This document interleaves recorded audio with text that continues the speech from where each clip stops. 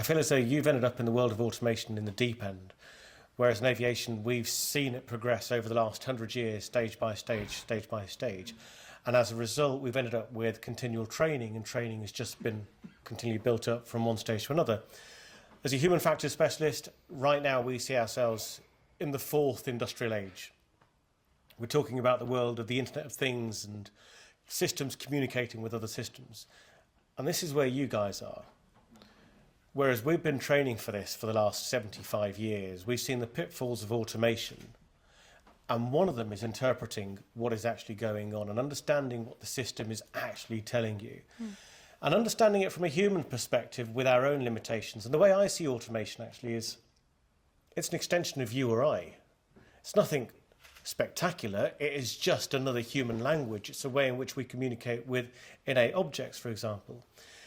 And if you look at, for example, what Justin was talking about earlier on and how automation and AI is working, it's just mirroring us as human beings. The way in which we program it is programmed in the same way that you and I are programmed as human beings. So it's understanding that it has the same potential pitfalls that you or I have because it's just an extension of us. And misinterpretation is brilliant. I love seeing misinterpretation at work. Amongst each other, and I see it all the time, just say WhatsApp, we see it all the time on WhatsApp. You know, someone writes a sentence to you in capitals, are they shouting at you or have they just forgotten to turn caps lock off? You just don't know. You know, if someone misses out a comma, it totally changes the interpretation of a sentence. So the way in which a system decides to communicate back with me could mean 101 different things, depending on the signals that are received by me and also how the signals are sent from the sender, and in this instance, being the system.